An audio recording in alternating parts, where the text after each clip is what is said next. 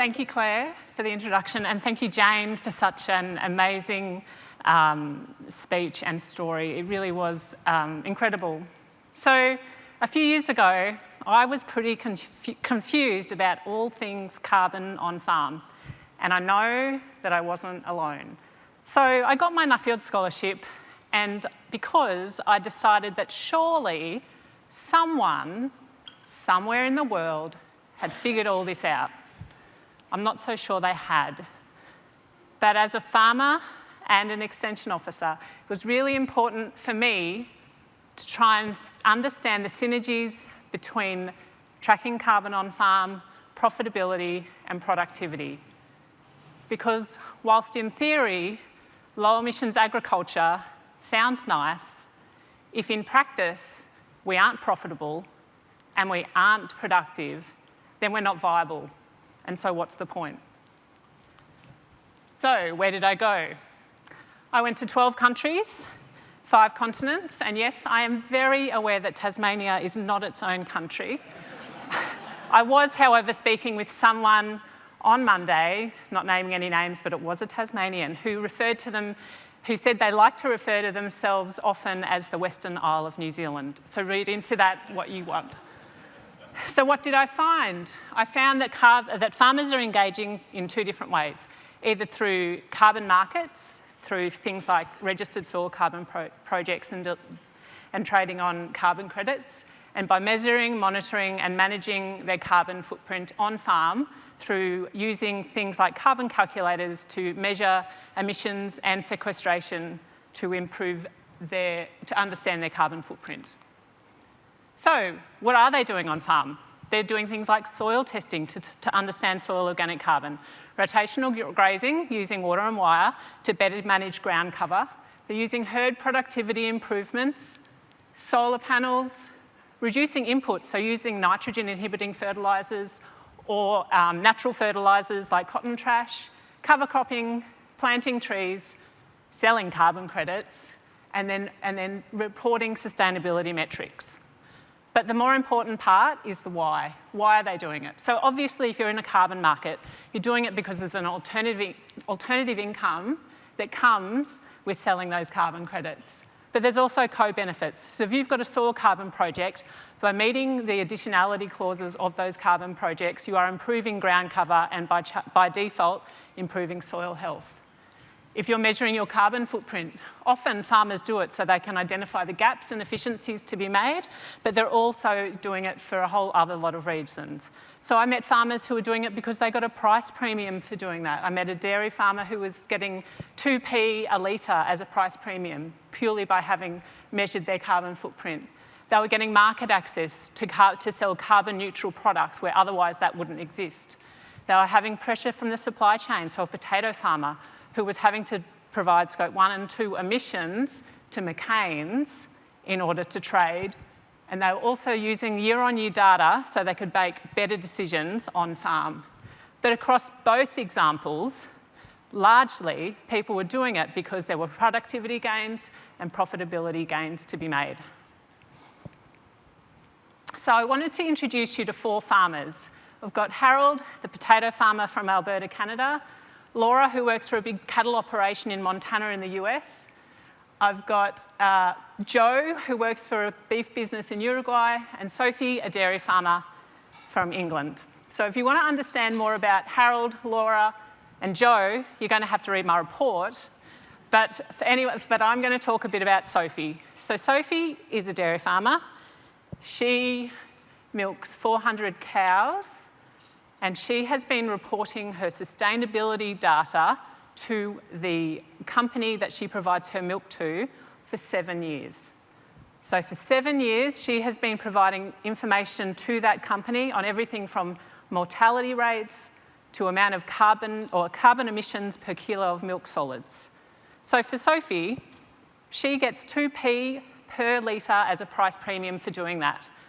But the real game changer for Sophie is that she has year-on-year data where she can compare and see the efficiencies to be made, the gaps, the gains. That is for Sophie where it makes a difference. So obviously it doesn't work every time and there are a whole lot of challenges. Obviously, time and trust, they're pretty obvious. There's a lot of, time and cost are obvious. Trust is a big one. People don't know who to trust or whether the information that they're getting is correct. When I talk about knowledge gaps, we're not just talking about knowledge gaps with farmers, we're talking about knowledge gaps with their advisors, we're talking about knowledge gaps with policy. And it's not urgent. My bank's not asking for it, my suppliers aren't asking for it, so why would I bother? So I want everyone to stand up. I am on a time countdown, so you need to do it quickly. Quickly, it's after lunch and everyone has to shake, get moving. Okay, I'm going to ask a series of questions and I want you to sit down when I ask a question if that applies to you. So, sit down if you are a livestock producer and you use genetics to selectively, you select genetics to improve your herd. So that might be choosing for gestation rates or a higher daily weight gain. Sit down if you're a cropping farmer who uses natural fertilisers such as Morton Co's, natural pellets, cotton trash, compost. Sit down if you use solar on farm instead of mains. Sit down if you plant trees. Sit down if you're not on farm, and so some of these don't apply to you. Now look around the room. Sorry, Laura and Brad. So the reason I do this is because often farmers say to me, Pip, we don't understand, we don't know how this applies to us, and we don't know where to start. So my answer to the room is that most of you are already doing things to reduce emissions or sequester carbon.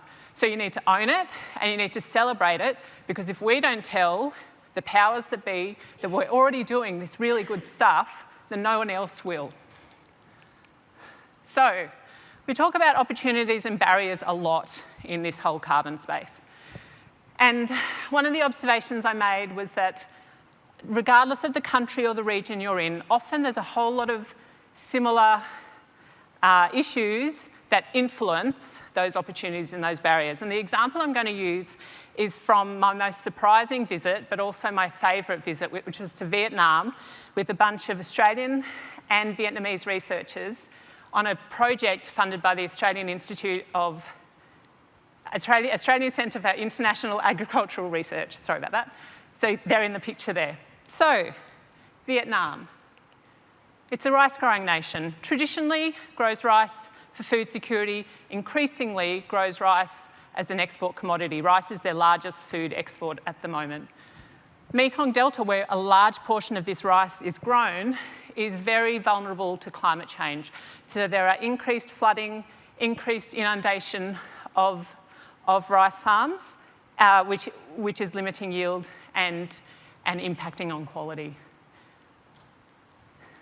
Vietnam, like Australia, has net zero targets by 2050.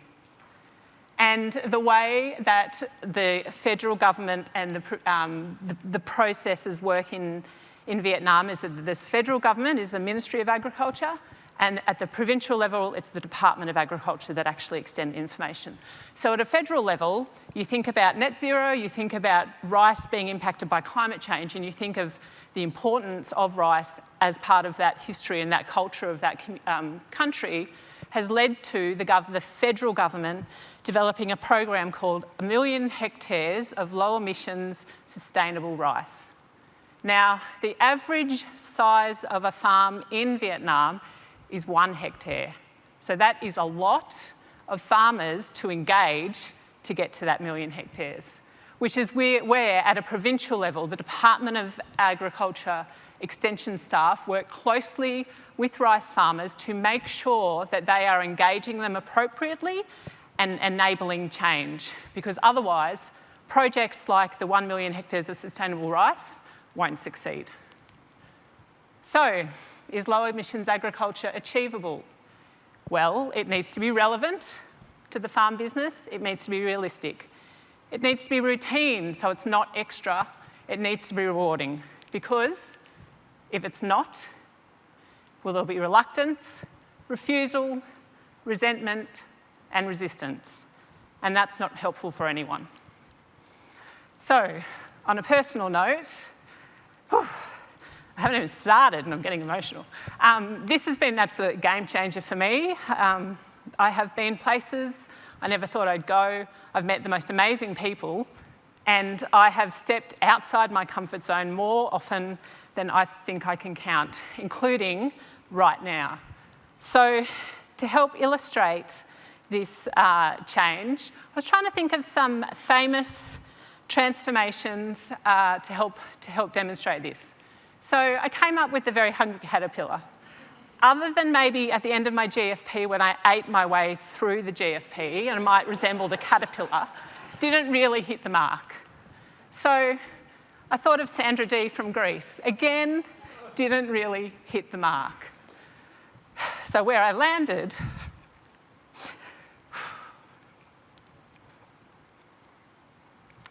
was on these two photos. So the first one is before we went to the pre-CSC in Canberra at Toowoomba Airport with my family, and the other one is at my friend Claudia Ben's house a few months ago. So while some things don't change, like my values, the things that are important to me, and the shorts that my kids are wearing, that was a coincidence.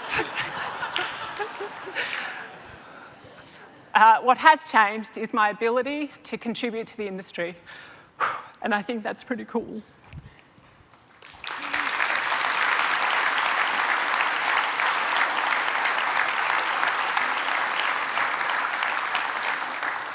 I would obviously like to thank PSP, my sponsor, Nuffield Australia, to the board, to the alumni, to the incredible staff, and to our amazing cohort who I have had the absolute privilege of learning from and learning with.